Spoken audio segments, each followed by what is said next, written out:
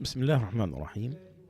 الحمد لله رب العالمين والصلاة والسلام على سيدنا محمد النبي الأمي وعلى آله وصحبه أجمعين. Dear brothers and sisters, Assalamu alaikum wa rahmatullahi wa barakatuh. I welcome all of you wherever you are. I welcome you again with this lecture, Fatwa Life. The first question in this tonight. He looked into all the hadith books and he stopped at hadith. It seems like he's having a problem with it. From the time of affliction that we go through nowadays, he says, can you explain to us the authentication of this hadith?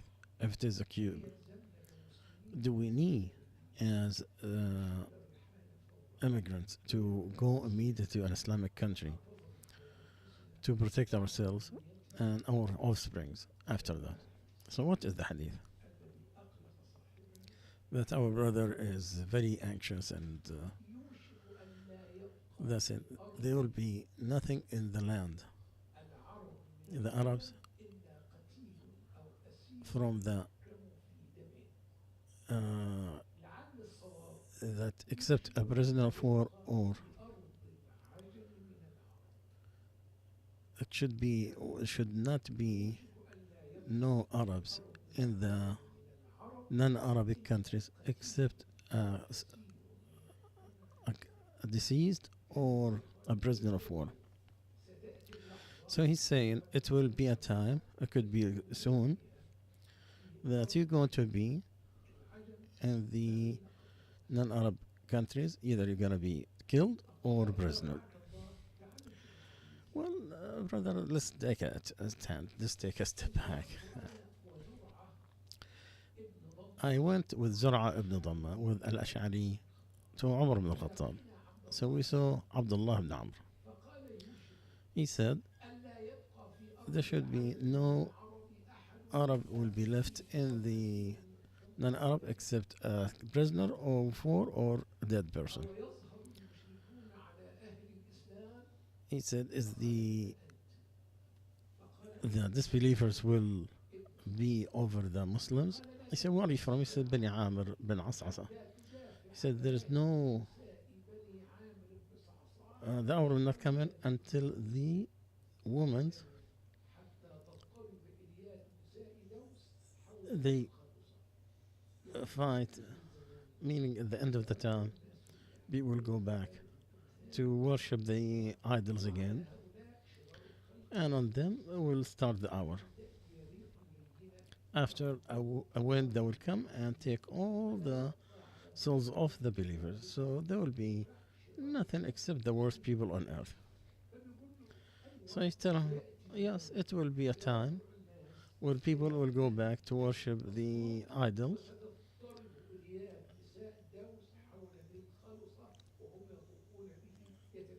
And they are going around some person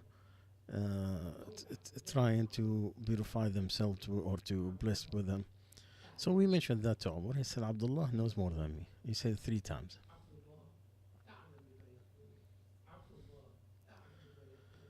Abdullah knows what he's saying 3 times.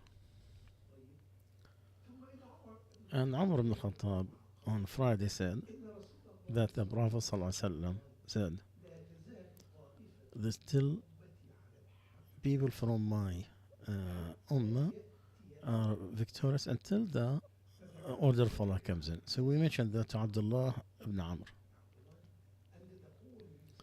So he said there will be a time everybody on the and the earth either dead or present, and the Prophet ﷺ said there's still people from my followers are going to be victorious on the truth until Allah's order comes in.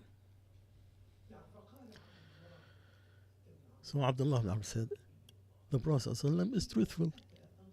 If Allah's order comes in, this will happen, what I said. So when Allah's order comes in, then the people will be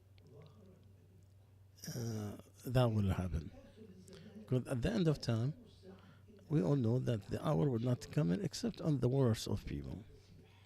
The Messiah will come in, he will kill the Messiah of the Antichrist, as they say, claim, and he will kill him in Palestine. And then Ya'juj and Ma'juj will come in. And Allah will tell them to go back to the mountain of Tur. So Ya'juj and Ma'juj will come in, and they come from every place. And they will corrupt on earth. The first one will come from Tabariya lake, and they will drink from it. The last one will not have a drink. And it will be from their crimes, and that they will throw their arrows to the heavens, thinking, okay, we finished from the people of earth, then we will find the people of heaven. And they will come back full of blood. They think that they killed an angel with these arrows. Subhanallah, this is what Allah said, that who is in the astray, Allah will increase in his astray, in this falsehood. Well, this is a hadith that is cut, and this is a very weak hadith. Even though it's weak, it indicates the time of the hour, and it's not time, because what Abdullah ibn Amr said, truthful is the message of Allah. If Allah's order comes in, then what I said will happen. But now you stay wherever you are more pleased to Allah. You'll be able to worship Allah more and be more beneficial to your religion and to His servants.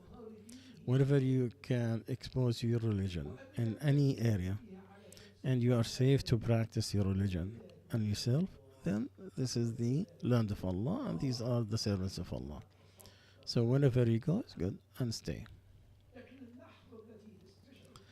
But the time you see the affliction on yourself, on your religion, on your offspring, then you need to move to another land. Don't leave the whole continent or the whole country. Some people go from one part of the city to another part. In Canada, for example, in Quebec, it's a French area. They are very tough on the Muslims. The French culture is full of hatred toward Islam. You go 1 hour to another area, the English part, and people are completely different. So in the same city, sometimes could be different. So you don't have to travel a lot. You just have to find where remember those that the angels will take their lives, and they are aggressors on themselves. They said, what happened? They said, we were weak on earth. Then they were told, wasn't Allah's land wide enough so you could migrate, so you could move? And they will be in the hellfire, except the weak, from men and women and kids. They have no way to be guided. May Allah forgive them, and Allah is most forgiving. Another question about taking the drugs. When you are trying to take to be healed, like, can you use some of the things that are forbidden? Originally, you're supposed to stay away from it. In medicine, because every medicine Allah has created is not something that's not permissible, but it's allowed in it when there is a medical necessity and there is no alternative that is known, with the knowledge that you try to stay away from any effects on the brain or the body. And this is with the instructions of a trusted doctor. Pure alcohol, you should not, even for those pharmacists, you should not be able to do it nowadays. The pure alcohol is different than the drugs. because the drugs, even though it's forbidden, all of it, because of the harm and the intoxication, you can use that as a pharmacist, but not the alcohol, because there is no, they don't have the rules of all the alcohol, because it does not have what the alcohol will do from and the the feeling that you have, and that's the difference between alcohol and drugs. But when there is no replacement, to use some of the drugs with the instructions or under the supervision of a doctor, within what the law, of course, what the law, within the law, of course, no matter what. But mixing it, we're talking here to the pharmacist, and if mixing that to reduce some of what is taken, because you look at the necessity, each necessity by itself.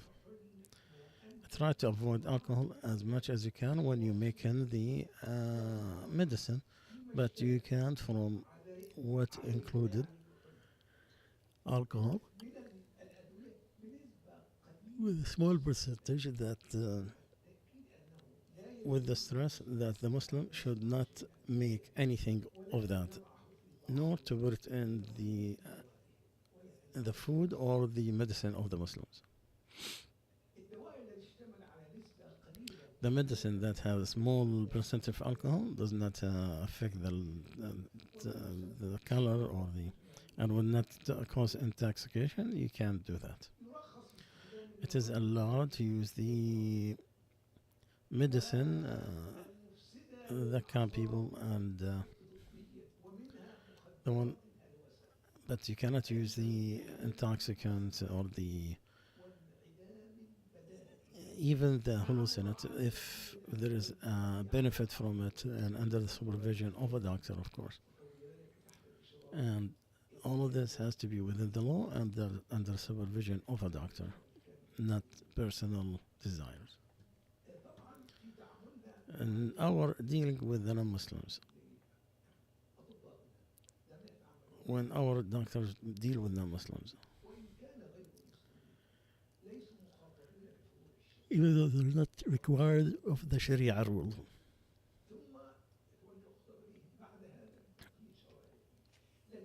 but we cannot lie to them and bottomlessly, whether they're Muslims or non-Muslims, to encourage him to change his sex, for example, because there is a flaw in his, like someone who's a complete man, but he has female feelings that does not encourage him to become a woman, or to go into a legitimate relationship, or to cut a limb with no reason.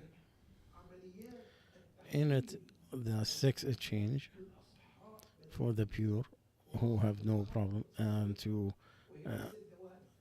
prescribe pure alcohol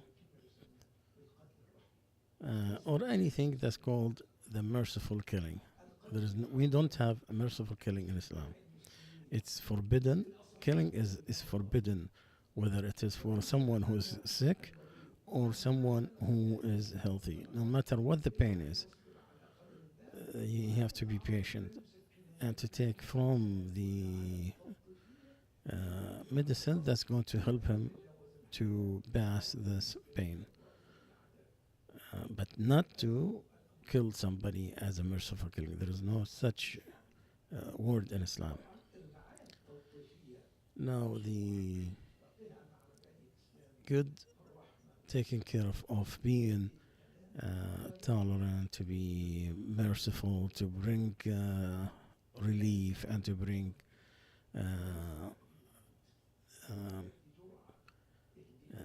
but not to bring death. You do not give death to somebody. You could give him any medicine that's going to reduce the pain, any painkillers, within the limit to give comfort to the patient, or to the least dosage that will take care of the pain, because you're trying to preserve their life and to reduce the suffering and to reduce the side effects, whether it's on the brain or in the body. And we take it to the expert in each medical field. Since we opened the medical problem, what about stopping the life support system? What are the rules that measure this or control this? The first thing the Sheikh's talking about, you have to have the permission before, or the power of attorney ahead of time, or the will. And you see that in the West, whenever you prepare a will, who are you going to put in for your state or for your medical state and condition?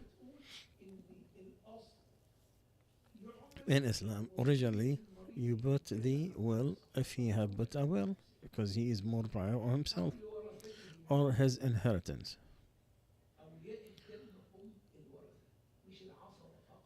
Not only the fathers and the uncles and the kids are the first in, but to take the life decision, all the inheritance in it, not only the boy's side or the man's side.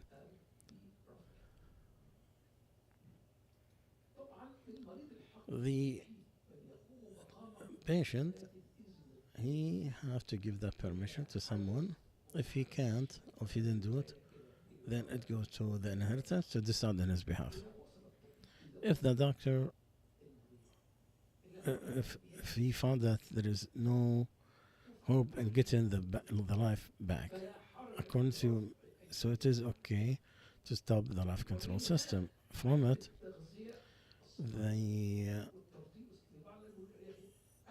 the food, not only the food is not, it's medicine, not food, because he's using like through tubication and it's kind of complicated to go through that. That's a medicine, not food. And it's okay to keep it or to take it out. Again, the one who in charge is the inheritance with the consultation with the doctor. Unless there is a will, then you take what is more lenient for the patient. Those instruments, maybe it's hated to have it if you think it's going to cause pain and more of his suffering, or waste of the money and time, and then it will be more hatred. It could get to forbidden if there is another patient who is in more need of this intensive care or the life support system, knowing that the other one will be surviving more than this first one that is hopeless.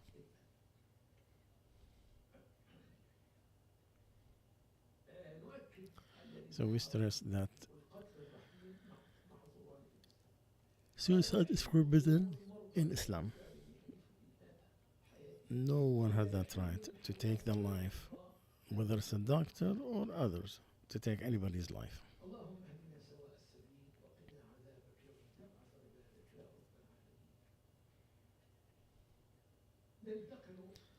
So we go from death to life. That's part of life. I work as a teacher in Canada, and we're required to have a Christmas activity for kids.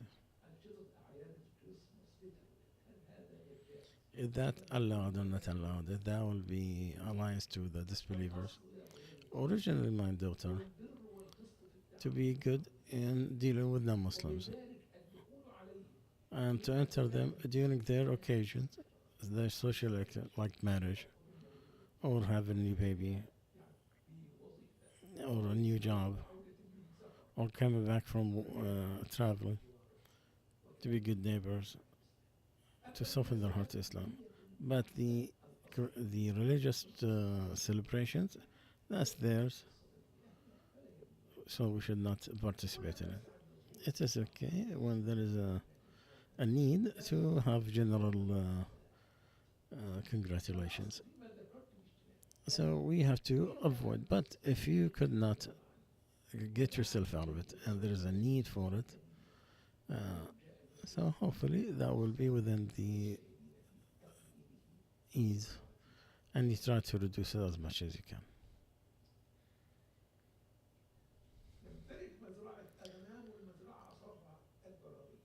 We have lambs and we have some insects that's affecting the growth of these lambs. To get rid of those, there are two ways. The normal pesticides, then you burn the floor and the uh, walls to get rid of the mosquito. Now, whatever is anything that's harmful from animals, you could push as much as you can, like the dog and the anything, or snake or scorpions, all those poisonous animals, you could kill it. And Allah has written goodness in everything. So if you kill, it has to be a good one. If you slaughter, you have to make it a good slaughter. So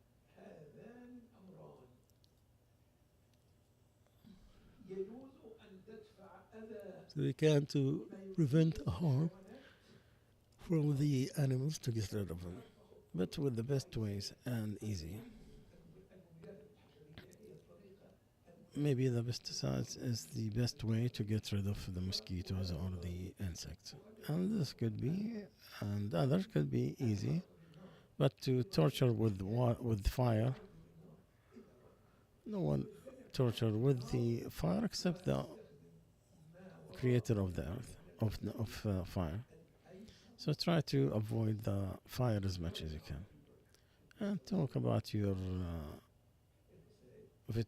veterinarian and see what is the best way to get rid of the insects and mosquitoes and so on, bugs.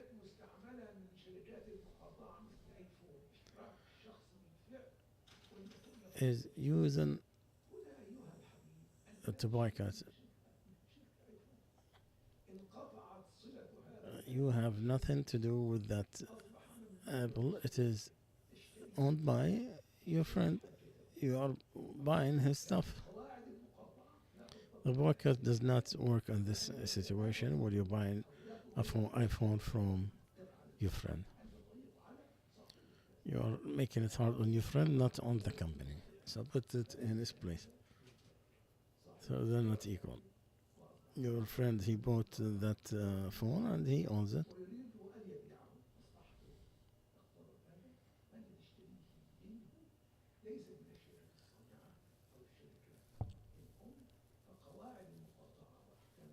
So the rules of boycott is not the same.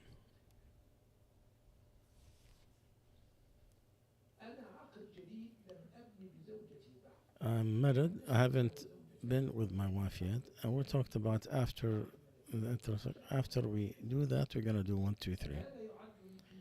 Is that part of the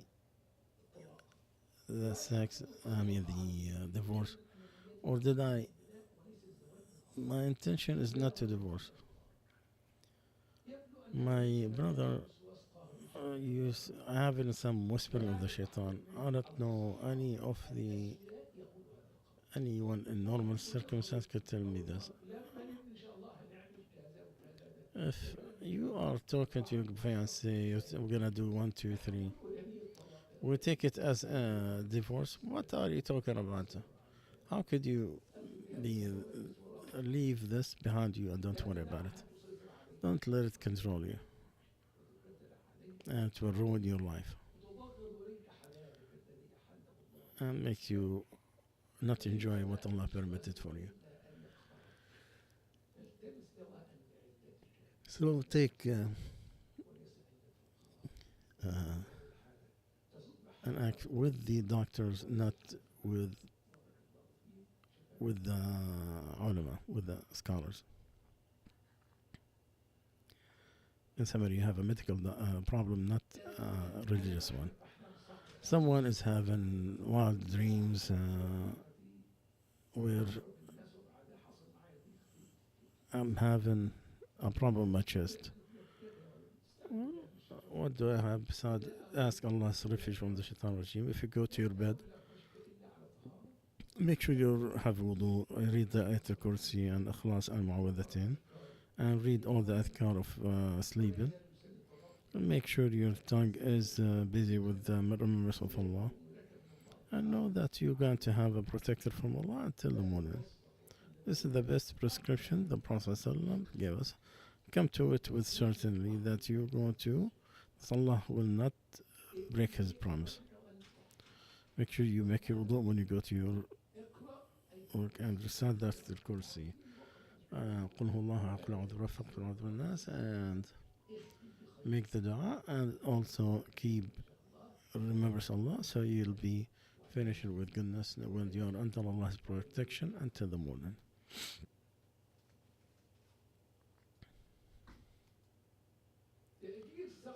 To rental a ceiling for a place that not allowed for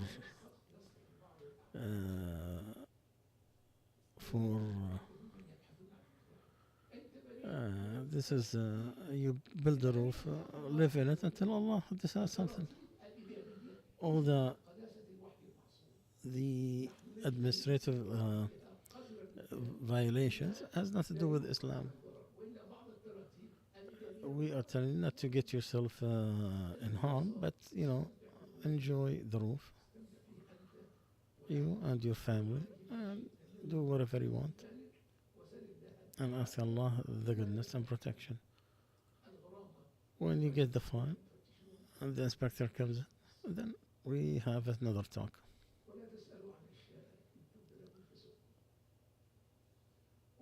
Someone was asking, I have a nail in my shoes. I have to put a plaster. Can I make wudu? Well, to wipe on it is a permission, even if you didn't put it on tahara, even if it stays a month. We're talking about the shoes or the socks. You don't wipe on them except they are put on purification, and they have time for the one who's residing day and night, and the traveler 3 days and night. If you have to make ghusl, you have to take off your shoes, your socks. But the brace or something that you put on the wound, you can't, you're not gonna move them. My friend, she's gonna wear the niqab. She's asking about taking the niqab in front of her sister's husband. There's 30 years different between them, and she called her mom. The wife of the husband is older than her, so holding her face out. First of all, the covering of the face is a disputed matter. Some said it is obligation or something that is good. So it is a good thing to do. It's okay to take it out. And those who it is obligated, you can take it out of your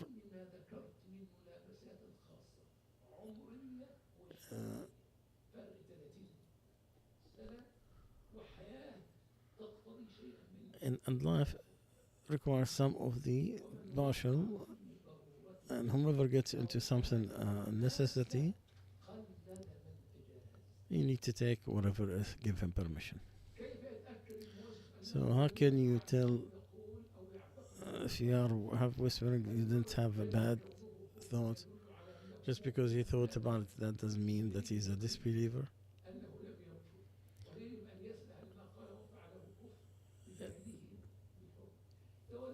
My son, ask Allah Azza wa Jal to heal you.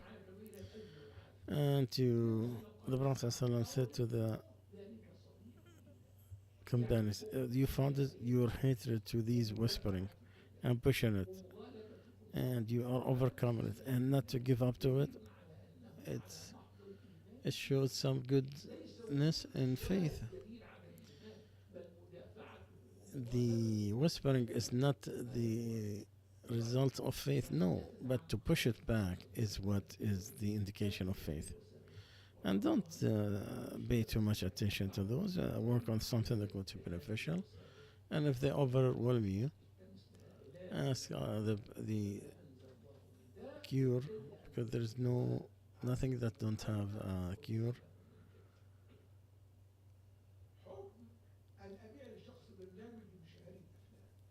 What is the verdict if I give somebody a program to give somebody a program so he can watch TV?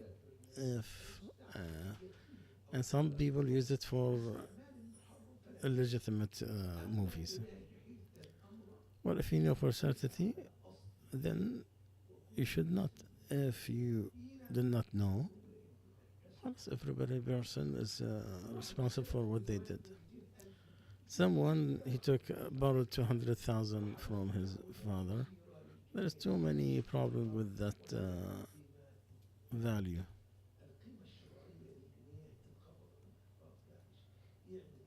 So what does he do? So I tell him you have to return the loans with its equality. Not you took 200,000, you take back 200,000. With this Egyptian pound, Egyptian pound. Whether the pound is high or low, that has nothing to do with it. But if there is a collapse in the currency or minor, major value fall, that's when you look at the value. Because the quality does not happen except the way it looks from outside. But it's the power value of buying. There's a decision. If the currency is gone, then you just look at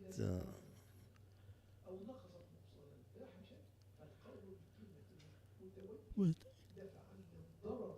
it fails, then you look at the value to prevent the harm.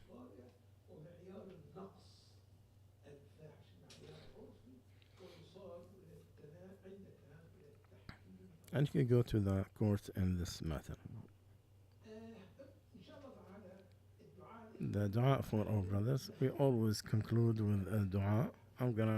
I always conclude all my lectures for our brothers, inshallah.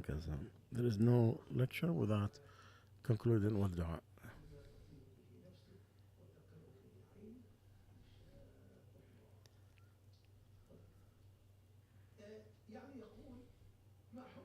What is the rule of dealing with the friends to pay for the net? Everyone has their own use for it. Some will use it and to listen to music or look at something that is not permissible. Is there anything wrong with that?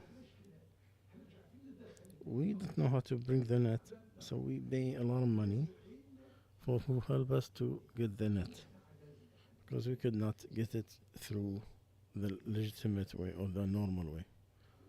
So I tell him the bribery is one of the big sins. Allah cursed the one who gives the bribe and the one who takes it.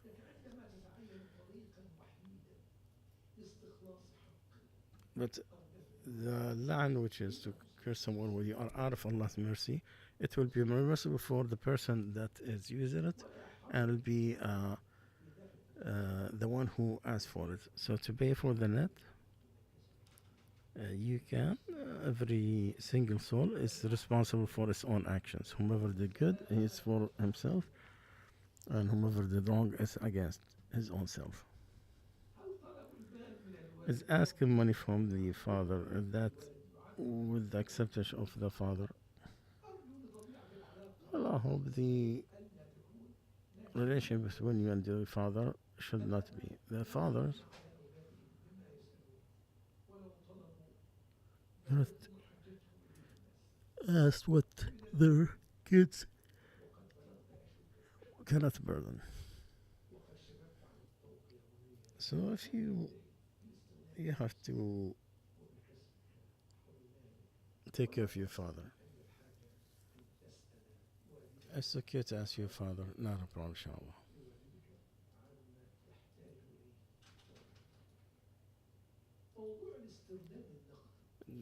The cashback.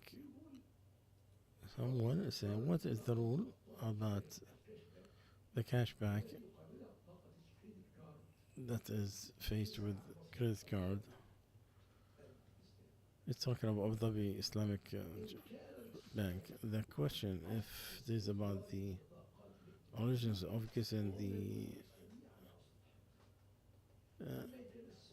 but they are an Islamic bank anyway. So if the card allowed, so it is okay to work because it is okay to make an agreement to pay the loan less than it's worth, and this is the same for the Shafi'i because it's the opposite of riba. So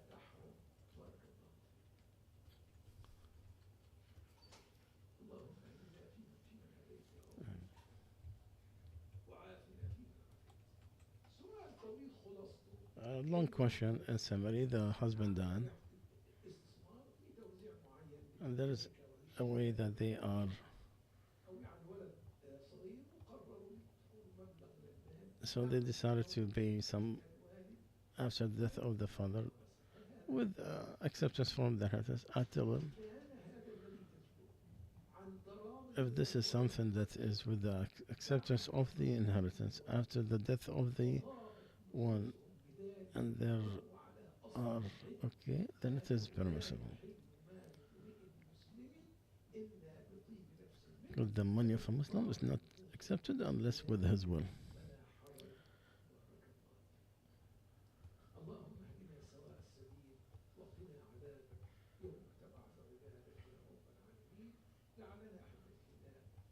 So we'll stop here inshallah. We'll continue next time. سبحانك اللهم وبحمدك أشهد أن لا إله إلا أنت أستغفرك وأتوب إليك.